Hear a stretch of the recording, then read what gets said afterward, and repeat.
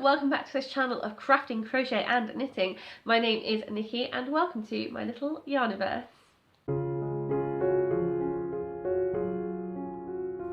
Yes, so hello and welcome back. It is great to see you all again. As always, let me know how you're doing in the comments down below, and if you're working on anything, then let me know what you're working on and what is your colour palette. I am doing great because October and autumn are just my favourite times of year because of colour palette. There's so many beautiful colours on the trees. Autumn is just amazing. I love the golds and the ochres and the copper, and if you're really lucky and you get those like really beautiful trees that have that deep burgundy and wine colour to them, I love it. And October is just kind of like my favourite point in that because that's when the trees really are going, they really turn in colour. You're losing a lot of the green now and you just look and you see so much explosion of colour. I think it's really beautiful. I think some people think that like autumn is really a bad time because everything's dying and decaying, and yet it's so picturesque to me. Just I love that autumn palette. So I am super excited to be working with some autumn based things.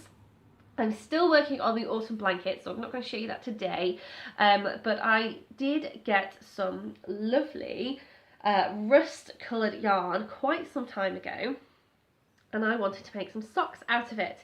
So yes, these socks, they're made with a Drops Fable yarn. It says the colour is 110. It doesn't have a sort of colour name, but I would say this is sort of a rust colour. And I got this to match one of my t-shirts, and I was going to do my own pattern, my own textured pattern in such a way that it matched the t-shirt pattern too. And unfortunately, when I started knitting it, the knit stitches and the purl stitches just did not line up in a way that made the pattern I had in my head. So I decided to frog it back. And then I was sort of questioning, can I fix it or not? And in the end, what I decided to do is just keep it simple and work with a moss stitch. So I've got the usual ribbed cuff, followed by this moss stitch here, and I did that down the ankle. I don't go for very long socks, so there's only about this much here, and then there's the heel. So you can see when I got to the heel that I did the gusset in just a normal stocking stitch. I thought that was best because I don't really want to be standing on something that's too textured. But I did keep the moss stitch up around the front of the socks. This is all the way down the front. And then all the way down the back is the stocking stitch. So you can see I've actually made quite a lot of progress. I did this over quite a few days. And it's only as I sort of got through the gusset and I started knitting up the foot that I was beginning to feel a little bit of pain in my wrists. I really wanted to get them done, but I thought actually it's better safe than sorry. So I did slow down. So just for context, I do have the other sock on the go over here too. So I do like to work both socks at the same time. I feel like it just for me resolves any tension issues because my tension, I don't have that much control over my tension, and I just think it's safer then to do the socks at the same time, because if I have tension issues on any given day, it's not going to result in one sock being bigger than the other or smaller than the other. So yeah, work them at the same time. So by the time I had done sort of all the foot, or not all the foot, half the foot on both socks, and I start getting those wrist pains, I thought that it was best to switch out to a bigger needle. And I've spoken before on this channel about the importance of looking after your wrists and not overdoing it with knitting and crochet, especially when you're working with smaller hooks and smaller needles, because those smaller hooks and needles mean that you put a bit more strain on your wrists, and sort of that can carry down your arms as well to your elbows as you try and work into the stitches, and you get a repetitive strain like build up of the pain. So you could be fine doing it for ages one day, but then you go back to a couple of days later and you can't do as much and you start getting pain, and that's what it's like, and you have to be really careful. So I do want to put that out there. As much as I really wanted to get these socks finished before I cast on anything else, because I have this habit of having project bags everywhere and I'm getting sick of it. These are 2.25mm needles, and it was just safer not to risk it. So I do have to finish these at some point. Now the other thing you might have noticed as I hold this up is I have funny sized needles. So I have a set of 15 centimetres and a set of 20 centimetres from the same brand. They don't seem to have anything in between. And I'm not keen on the 15s because they're too small when you're doing the gusset. And I'm not keen on the 20s because they're too large when you're just doing the general knitting. And I find they get they poke around and they get really in the way. I've worked with a set of borrowed 18 centimetre before, and they are just about right. So that is my goal, to try and find a nice set of 18 centimetres that are in my budget, so that I can just work with these a bit better. The 20s are okay for the gusset, but the rest of the sock takes more time than the gusset, so it's not really worth it. So if you're thinking of buying double pointed needles, bear in mind that you have the size of the needle sort of in the conventional 4mm, 2.25mm, you know, the circumference of the needle, but you also have a length to consider, and that does matter. If you're after children's socks, then those 15 centimetres would be great for something that's children's socks, but for an adult foot, I think 18 is actually a pretty good size. So that's what I'm going for. Excuse me, I think I'm losing my voice slightly. So I better hurry up and tell you about the other project that I'm working on. So this project is using 8mm needles, and it was the project I cast on because I needed that chunkier needle to give my wrists a rest, and because I got really excited about doing another cardigan or jumper after I finally finished the red one. So I have for you to view this jumper here. I am really liking, for the most part, how this is coming out. This is a really chunky yarn, and I don't usually work with really chunky yarn. And this was from the Aldi yarn special buys that I probably got about a month and a half ago. I did a video about it, so it is in one of my playlists. I'll link it. And I was originally looking for the colour that I've had before, which is a pumpkin spice, sort of like got a deep orangey gold colour. Or I was thinking of maybe the purple, the violet colour that I used to make the cushions with that time.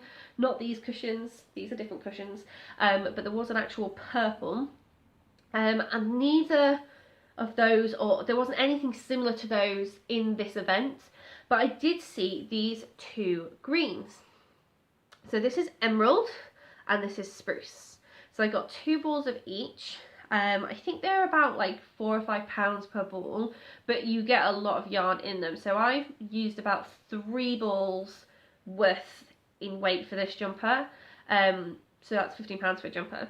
Like, that's not bad at all. It's really thick. It's actually very soft as well.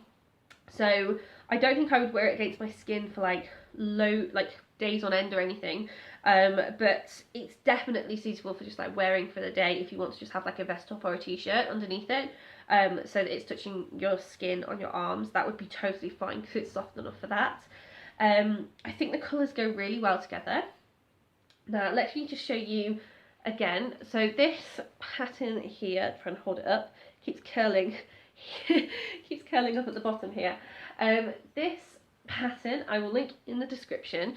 The colour work was not actually part of the pattern, just the shape of the jumper for a chunky, and it's a bottom up pattern, so it actually starts at the bottom of the work, and you do the torso from the bottom up to where you would join for the sleeves. You do each sleeve and then you knit all the way round, leaving a gap underneath the sleeves for you to sew up later. Yeah, so I think that's why it's a bit of a boxy yoke, because it was done bottom up, but I think that could also be because of the way that you are told to basically decrease every row, and I think if you decreased less frequently then you would maybe get more of a rounder yoke.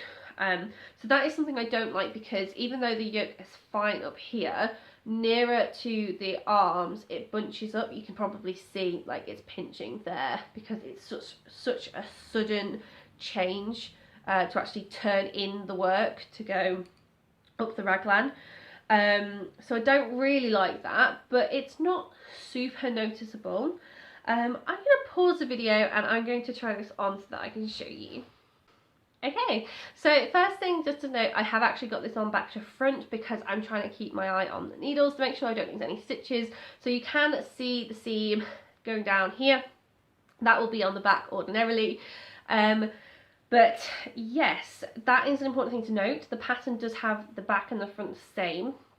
Now, sometimes that would be a problem if you were going for a fitted jumper because, like, we have something out front that we don't have out back. But because it's a chunky jumper that's kind of more designed to go over the top of something, that's not as big a deal. You can see, again, like I said, where it's bunching here, so that's not so nice. Excuse me. But it's not so noticeable, I don't think. So I went with a sort of a slightly jagged edge pattern here, just because I wanted to try catching some stitches. It's not super Fair Isle really, but I'd like to get to that point at some point, so I just thought I would give it a go. The rest is just sort of usual stripes. I did do pattern down the torso but not down the sleeves, and that's just because I didn't actually know where the sleeves were going to line up in the end because it's working bottom up. So I decided it was safest to just go for a plain pattern up the sleeves and then a more interesting pattern up the torso. So I don't think it's so bad, and then it's just a little bit weird at the top of the sleeves where the pattern has been done for the yoke there. So yeah, you can see that bunching, it's not so great. There's a gap still under here that I wanted to sew up. I don't know if I'm just gonna sew it up with a Kitchener stitch as it is, or whether I'm actually going to knit just a couple of rows before I sew it up, just to give myself some room under my arms, because I really hate when jumpers like really dig into your arms. That might not be a thing that everyone's that bothered about, but I do a lot of things like sound and lighting, and I have to carry heavy things, and my arms are not slender as a typical female's would be, so shopping for long sleeved clothes is such a disaster. It's one of the reasons why I really want to knit more garments for myself, just because I really do have to master my own raglan. So yeah, that's my hope anyway. So this is lovely and warm. Love the colours, can't wait to wear it properly, you know, not with the seam down the front. I've just got the rib stitch neck to do. And then once that's finished, I can weave in these ends and wear it. So yes, I'm super excited for that. And this knits up really quickly. That is the glory of chunky yarn. I think I spent about 4 nights on this so far. So really easy to do. Because it's just stocking stitch and it's just colour changing, I was able to knit this absent-mindedly while watching TV, things like that. So yeah, really easy project, and I will link the pattern in the description below. So before I start having a massive coughing fit all over again, because I can feel my throat going, I hope that you are enjoying the autumn as much as I am, and I will see you in another video. Bye for now.